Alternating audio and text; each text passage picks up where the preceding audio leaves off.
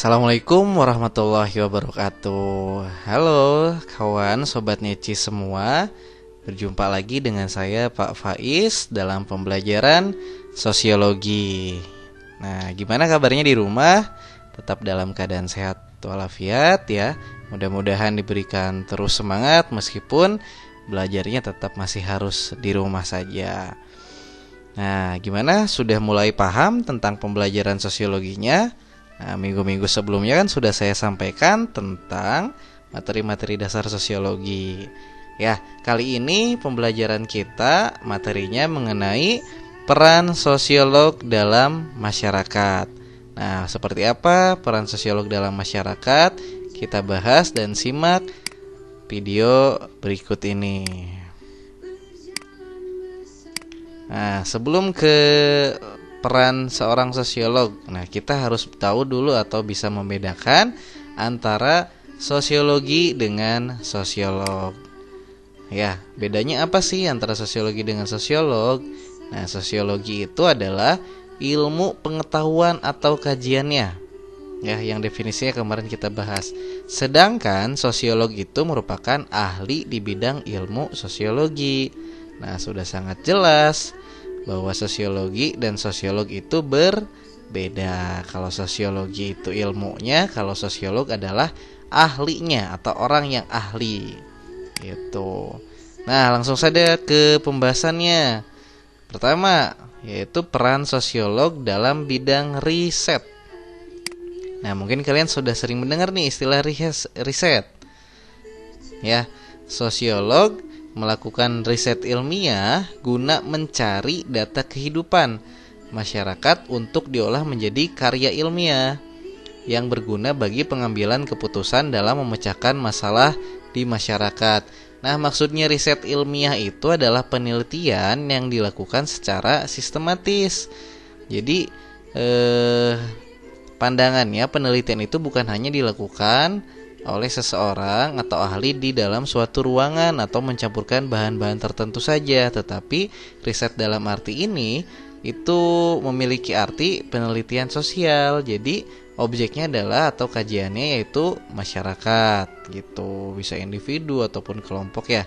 Nah, riset ilmiah ini kemudian tujuannya adalah mencari data kehidupan. Jadi data-data hasil dari wawancara, bagaimana kehidupan masyarakat di desa, kemudian di kota dan di jalanan seperti apa. Nah, itu data kehidupannya tuh. Kemudian diolah menjadi karya ilmiah. Nih, karya ilmiah itu hasil dari penelitiannya ya. Yang gunanya itu dapat berfungsi bagi pemerintah untuk mengambil keputusan dalam memecahkan masalah di masyarakat. Jadi, sosiolog itu bisa melakukan riset. Intinya atau sederhananya itu. Ya, paham ya? Ini contoh-contohnya nih.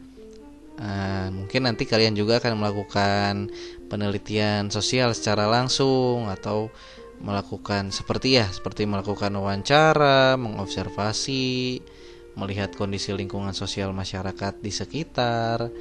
Nah, itu keseruan dari sosiolog itu, ilmu sosiologi ya.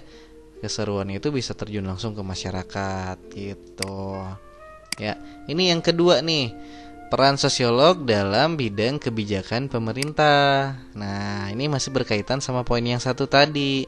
Hasil dari analisis, ya, penelitian, seorang sosiolog dapat menjadi bahan pertimbangan atau acuan keputusan kebijakan sosial yang dipilih atau dijatuhkan oleh pemerintah. Nah, dengan harapan kebijakan yang diambil dapat menghasilkan pengaruh yang baik atau sesuai dengan harapan. Nah, betul sekali. Jadi dari hasil penelitian atau riset ilmiah itu bisa menjadi acuan atau bahan pertimbangan nih. Jadi ketika seorang sosiolog terjun ke masyarakat nih, lihat kehidupan masyarakat, misalnya di Pantura nih, kisaran Pantura kita ya di Subang. Nah, di mana si seorang sosiolog itu melihat nih kehidupan sosialnya seperti apa, interaksi sosial antar masyarakatnya seperti apa, kemudian kepadatan penduduknya seperti apa, masalah yang dihadapinya apa. Nah, nanti ketika ada suatu masalah, yang sedang terjadi. Nah, itu pemerintah bisa memberi atau memberi ruang kepada seorang sosiolog untuk menyampaikan pendapatnya agar bisa menjadi acuan keputusan kebijakan sosial dari pemerintah, seperti itu ya. Jadi yang kedua sudah sangat jelas. Nah, yang ketiga nih, peran sosiolog secara praktis. Nah, praktis itu maksudnya, kita lihat. Beberapa sosiolog terlibat dalam perencanaan dan pelaksanaan kegiatan masyarakat. Betul itu. Mereka memberikan saran baik dalam penyelesaian berbagai masalah hubungan masyarakat, hubungan antar karyawan, masalah moral, nilai sosial, norma dan lain-lain, maupun antar kelompok dalam suatu organisasi. Nah, jadi ini lebih ke praktek lapangan, seorang praktisi gitu. Jadi si sosiolog ini berperan aktif langsung di masyarakat ketika terjadi situasi konflik di masyarakat. Ia terjun langsung ikut serta dalam menyelesaikan masalah yang ada di masyarakat, seperti itu. Nah, yang keempat nih, terakhir, peran dari sosiolog itu adalah juga sebagai pendidik dalam bidang pendidikan. Betul, dikenal dengan istilah guru atau pendidik. Jadi sosiolog juga bisa berperan aktif dalam bidang pendidikan sebagai seorang guru. Nah, mempunyai tugas mendidik, mengajar, membimbing, mengarahkan, melatih, menilai dan mengevaluasi peserta didik. Ya, betul. Bahwa salah satu contohnya kebetulan saya sebagai seorang guru sosiologi. Nah, di sini mendidik, membimbing kalian semua dan mengarahkan agar paham sebenarnya seperti apa sih kehidupan sosial itu, apa yang diharapkan oleh masyarakat tentang diri kalian nanti di masyarakat itu harus berperan seperti apa. Nah, semua itu salah satunya disampaikan oleh seorang guru itu. Jadi peran sosiolog dalam bidang pendidikan. Nah, itulah materi yang saya sampaikan untuk pertemuan hari ini. Mudah-mudahan dapat bermanfaat untuk kalian semua ya. Saya sampaikan terima kasih.